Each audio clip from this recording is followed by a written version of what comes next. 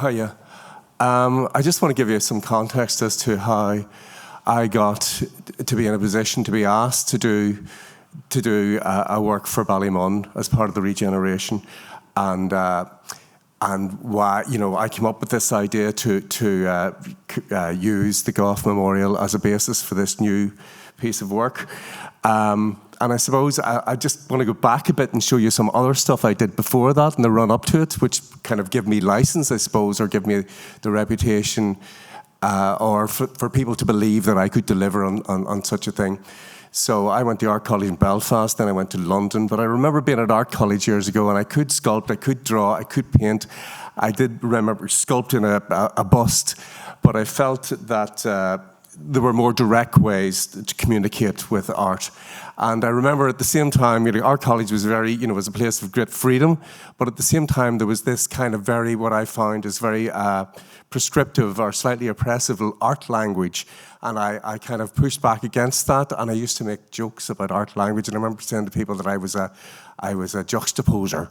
I mean, a juxtaposition was kind of, even then, was a very old-fashioned kind of idea about what contemporary artists did. But I suppose looking back, I actually do juxtapose, and I suppose the horse thing is a juxtaposition in a way. But so another example of me juxtaposing is back in 2002, I was asked to come up with an idea for Belfast bid to be European Capital of Culture, which I found is a kind of funny idea anyway. Belfast, City of Culture, what would that be? Milan, Seville, Rome, Belfast, So this was Belfast Fashion Week. This is Belfast Fashion Week, which is an early example of my juxtaposing. And anyway, in the decade leading up to me doing the horse, to doing Misneach, when I came back to live in Ireland, I'm from Belfast, and when I came back to live in Dublin, in England, I suppose my identity as an Irish person was kind of I was unambiguously received as such. But when I came to live in Dublin, my identity, I suppose, was conditioned somewhat by the border.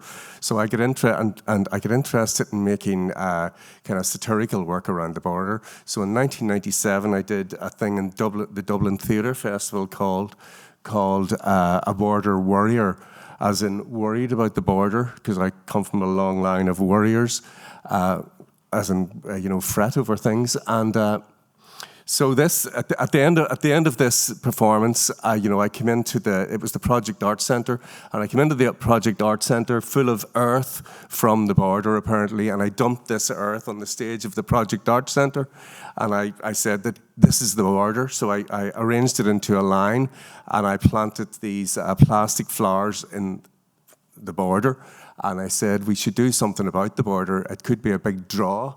We should we could build an interpretive centre for the border. It could be, a tourist attraction. So I decided to do an interpretive centre for the border. So I found a building, and right on the border, that's where the border is there, and this is the year 2000.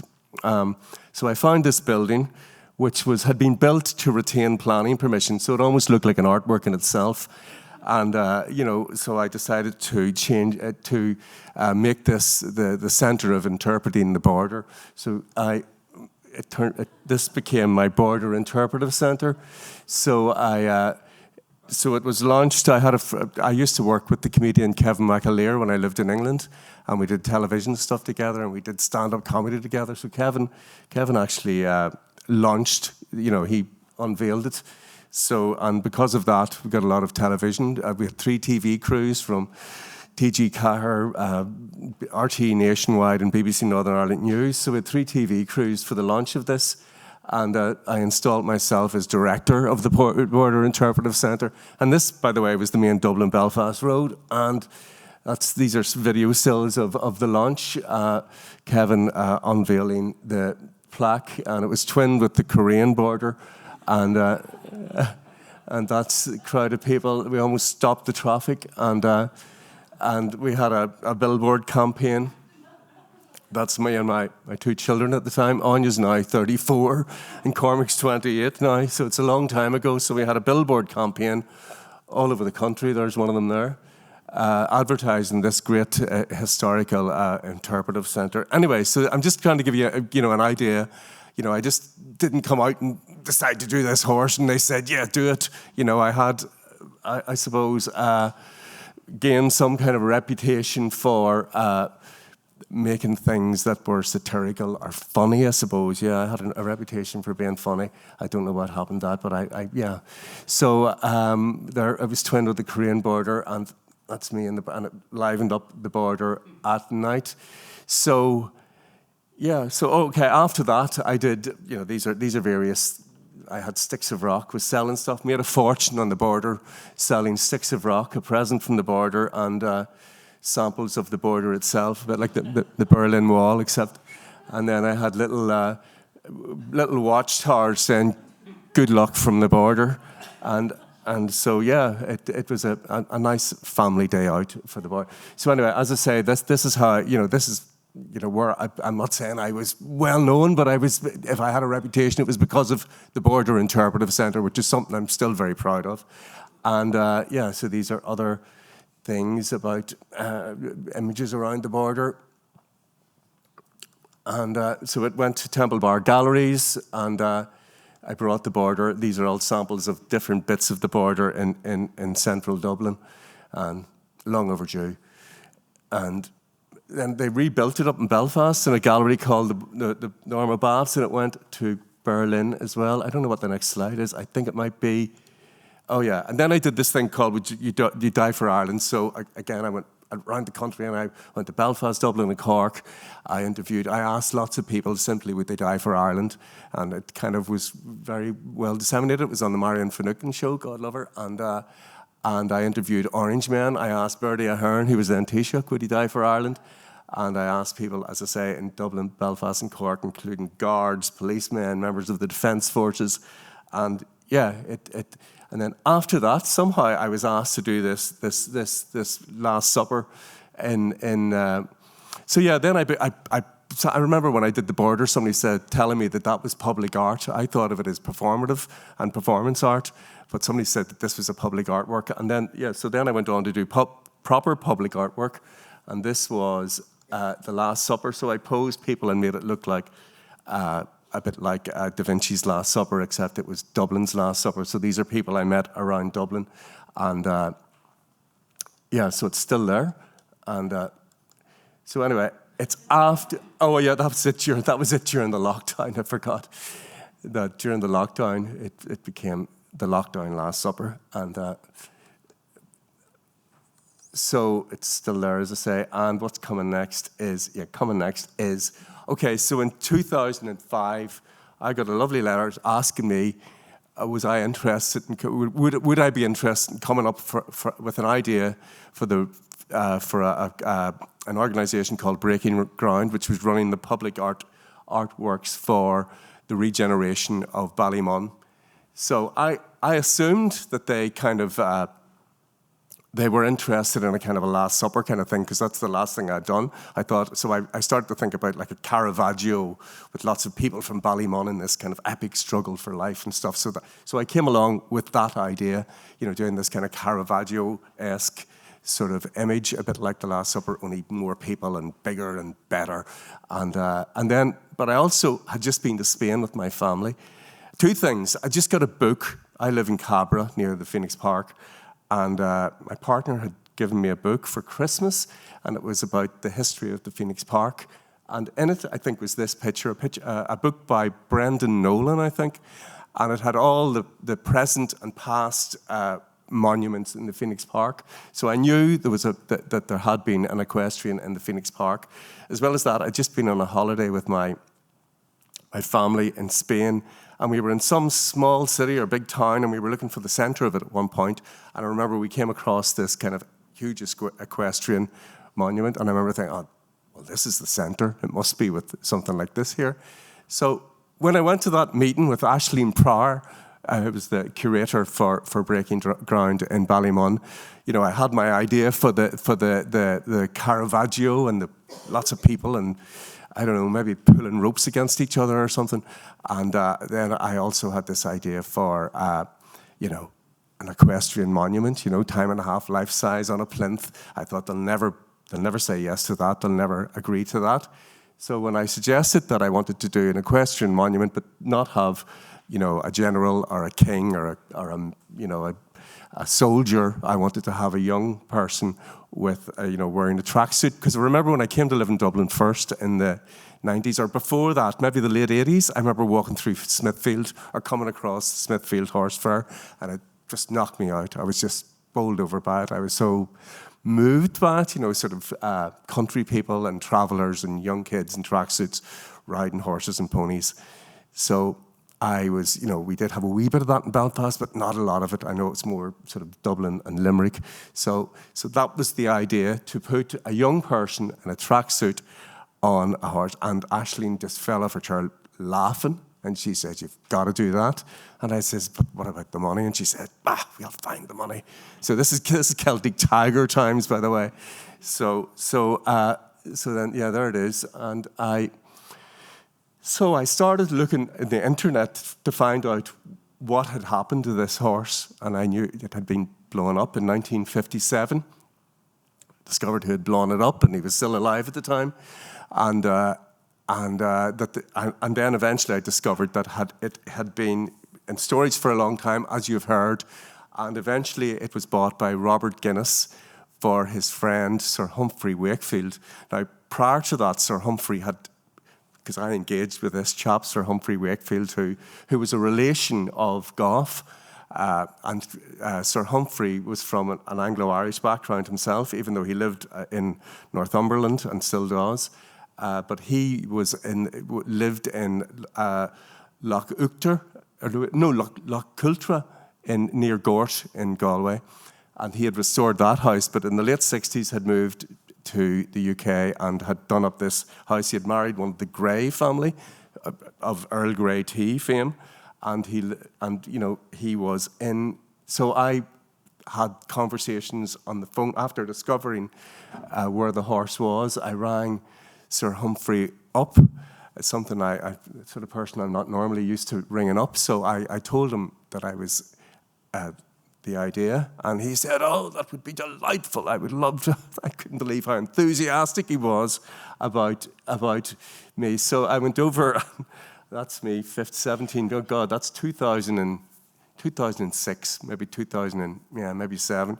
So I went over to this beautiful part of England, Northumberland, quite near the Scottish border, and this was the grounds of Chillingham Castle, where Sir Humphrey Wakefield had the bits put together again. He had got a blacksmith. Actually, he was at pains to point out that he had this great blacksmith, and it wasn't a foundry as such, but it was this great local blacksmith that had put the head back on and whatever else was missing. But if you look, one thing, when I came into the grounds of his castle, like I saw this from the road, and I couldn't believe it after, because this is quite a while after, having researched the Gough Memorial. And so there's a fence here and a road, and I drove into the castle grounds, and it's where he lived. And as you get in front of his house, there was this big base with an explosive, like a hole in the middle of it, which was the marks of the explosion. So if you look here, and that was missing. If you look at that bit at the top, is missing. The very top bit is missing, so it's just the bit below that. So that's the bit that was up right beside the castle with this hole in it. So that was fascinating to me, and it was the first use of plastic explosives in Ireland, apparently, that were shipped in by this crowd from this radical Irish language Republican group who brought in plastic explosives purposely to blow Gough up from France, apparently. So anyway, there it is, and then I went about. Right, so I would have preferred to use a foundry in Dublin, but I engaged with a foundry in London called Bronze Age, anyway, there was lots of factors as to why I did that, partly because I intended to add the girl by 3D scanning, and that didn't exist in Ireland at that time. In fact, even in England, it was very niche, and there weren't many people do it, and it was very sort of at the beginnings of that kind of technology in that part of the world, or anywhere really. So yeah, so I they made molds, silicone molds with fiberglass jackets, and of the whole thing, because the Sir Humphrey, his condition of me being able to copy his horse was that he wanted me to copy the whole thing, and I wasn't sure why. I thought maybe he wanted to do another version of the horse, but towards the end of my time visiting him, he told me that he actually wanted to do a version with himself, to do a new head on it. In fact, he asked me, could I do that? And I said, no, you're the wrong person. And so, yeah, we copied the whole lot, and obviously we had to, and then, so meanwhile, and there's a little video I have, which is about 5 minutes long, and I think I'd like to show you that in a moment. This is the girl we chose to be on. We had a sort of a competition. I decided it was going to be a young person and a young girl. It seemed to be appropriate that if I was going to subvert the tradition, it should be a young woman rather than a young. So we had a competition for young, like teenage, between 16 and 20, and the condition was they had to be that kind of age, and they had to be pony or horse, pony riders themselves. So Tony Marie had a pony herself, and was in the stables, and there was a huge there was a big tradition of that, as you I'm sure will know, around Ballymun at the time. And anyway, we scanned her and then machined her out. This is actually fiberglass, but it's the stuff that's machined out eventually on CNC machine, which is computer something anyway. But so that was just for scale, and it wrecked my head because I knew that the Gough Memorial was time and a half life size. But when we worked on the horse, it was in a part of the foundries where we just worked on this is the wax shell, and we were working on the horse without its legs. So when I put the model of Tony Marie on, she looked absolutely huge. And the head of the foundry, everybody there was convinced that, it should be, she was too big, that it should be time and a quarter. But I think it was just an optical illusion. And as well as that, the Gough Memorial it's a Arabian stallion, so they're quite small horses. So anyway, it was quite a journey, and it seemed like a good idea when I did it, but it took me longer than I expected, and it wasn't all fun. So that's so a lot of it. Like when I spoke to this guy who was, so I engaged with a crowd called Metropolitan Works who were going to do the scanning. So what we did, actually, to go back to that one, what they did was they scanned when we had the wax. Machined out the back of the horse. They scanned the back of the horse in wax at 1.5 times life size. So they reduced that by 50% to make it life size, if you know what I mean. So she sat on it, so we'd get the geometry right and her position right and all the rest. So that's that thing. That bit of polystyrene is actually just for her to fit the horse scale-wise. I haven't explained this for a long time, and I'm thinking, and anyway, there's a video which I bang on and stuff, and it's not too long, so I'm going to fly on here. So that's me footering with things, and anyway, the hands we did again separately because I got the position of the hands wrong, and I wanted it to be accurate to the way people would hold reins, of course, and so and we had to add all those, this was a lace that we had to cover in wax and we had to mark out, the hair had to be modelled, because I was told by the person who was doing the scanning, this guy from Rapido 3D, and he said, you'll just have to give it a bit of a sand, it'll be fine, but, a lot of detail had to be, sculpted into the thing, So, yeah, and here's Tony Marie with the horse. I just spoke to Tony Marie yesterday, and she's 34. She was 16 then, 17 maybe then, and she's still delighted with the horse, and it's very gratifying for me to know. And yeah, the bridle, some of the straps we had to make. We went and got actual straps because we weren't able to translate those over in the molding process. So anyway, here. Is there one more of her there? And then, yeah, she couldn't believe how big it was when it came up. So this is a little video, which is about 8 minutes long, and then I'll let you have it.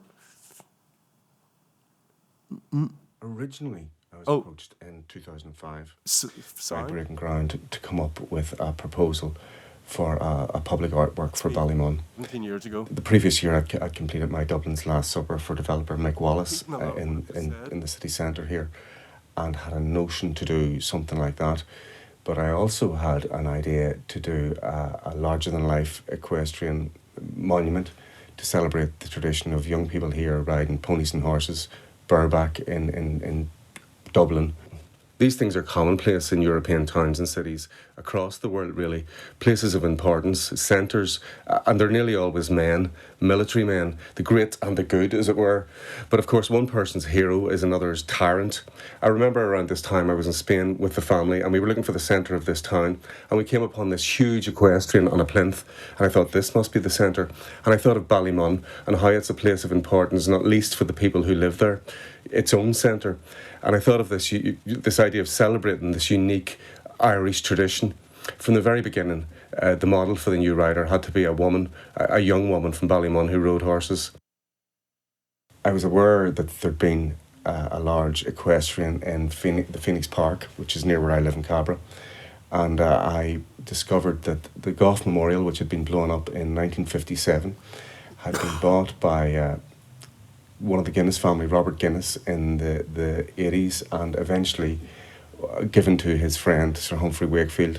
Sir Humphrey subsequently had the horse restored, put back together again, and resurrected in the grounds of his castle in Chillingham in Northumberland in 1990, I think it was. After some research, Googling, as they say, I discovered where it was in England, and I got in touch with Sir Humphrey, and he was delighted. I thought he'd tell me to go jump, but he was delighted and very keen that I could copy his horse. This was a great piece of work. I mean, this was made by John Henry Foley, who did O'Connell in O'Connell Street, Goldsmith and Burke outside Trinity. He did the Albert Memorial in London. He was from Dublin. He was a Dubliner, but he had moved to London at a young age and was Queen Victoria's favourite sculptor. He was a genius, and it was a great honour to be able to copy his work.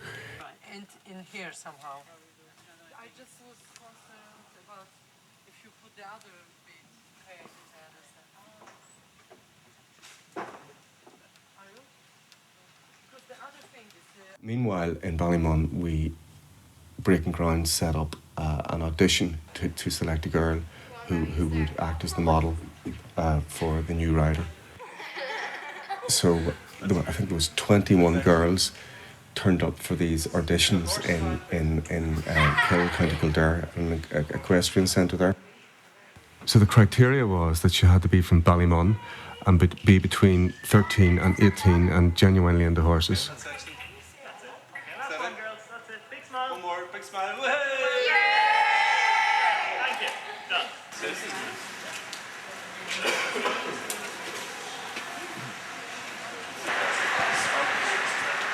At the end of the day, we chose Tony Marie Shields.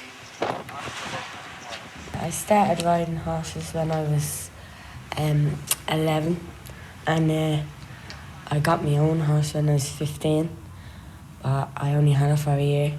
I sold it when I was 16, nearly 17, and but I bought her off a girl from the stables. Like, a girl from the stables introduced me to the stables. It was good. Like, I was afraid of horses back then, like when I was 11, but as time went by I got to like them, and now I love them. You see, I decided to add the girl by using new technology, and she was going to be scanned. Nice and still. So the foundry, first of all, produced the back of the horse, the head and the back of the horse in wax. The scanning company scanned the back of the horse, and so that a model of the back, the geometry of the back, could be machined out in polystyrene to create the geometry of a life-size horse for Tony Marie to sit on. So this was reduced down from 150%, which was the size of the horse, 1.5 times life size, down to 100%. Tony Marie sat in this, and then she was scanned. But it was brilliant, like very good, the experience of being scanned is like 1 in a million, not many people know like what that is, you know, like that. Like when I was saying I got scanned, people were like, what's that? And like, but I know what it is. You know? We got all the information on computer that we needed, but there was still a lot of work to knit the scans together and bring up detail.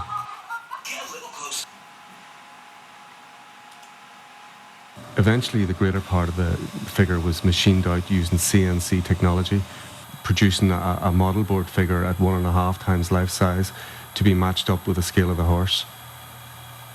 The shoes were rapid prototyped, retaining all their detail.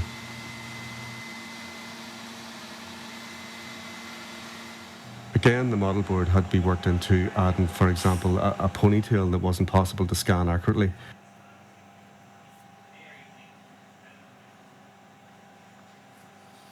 This was then seated up on the wax horseback. Moulds were again made of this to create a new complete wax with the horse.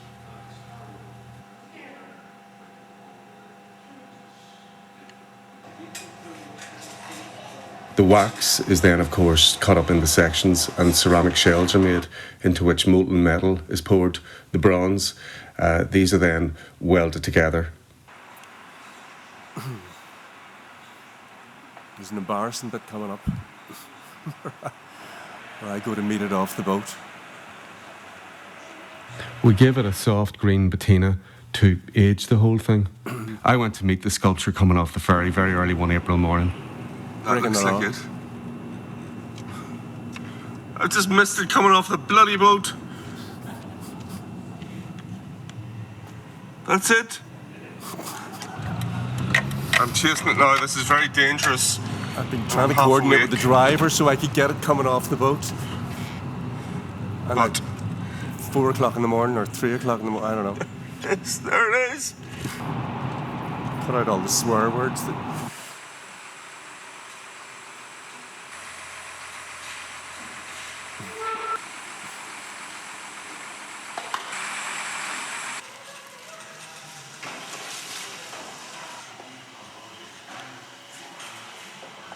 It was great when Tony Marie finally got to see herself on the horse.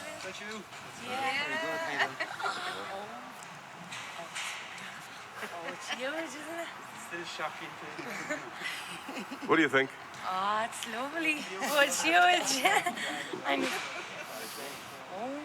I was afraid to look. The shutters came up and I was afraid to look because I didn't know what it was going to be like. But then when I saw it, I was like, oh, it's lovely, like, it really is. Yes, that's a good point.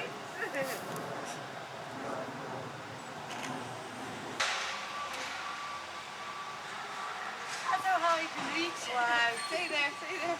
But that's only went out. Jesus, we're standing on the rope. I don't reach me there.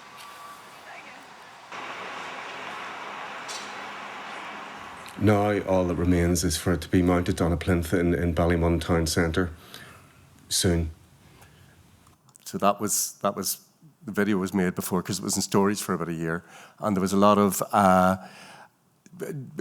negative noise from some politicians who didn't live in Ballymun who thought that somehow by portraying a girl in a tracksuit that I was somehow stereotyping people from Ballymun, which is not the case at all. And I think that anybody who looks up at it, it's quite the opposite. I'm not stereotyping people. I'm celebrating. And but yeah, so it's still there, and it was.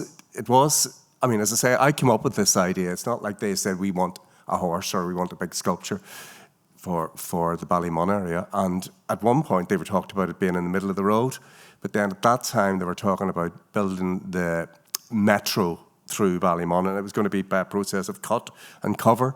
So because of that, it wasn't going to be put in the road, and the idea was that it would be put in the middle of the road someday. So it's outside Trinity Comprehensive School on the main road through Ballymun, just this side of the Garda station. And I was so relieved that it was out of storage and up that I was delighted with being there. So it's been up for 14 years, and it's still there. It's Tony Marie and the horse on its.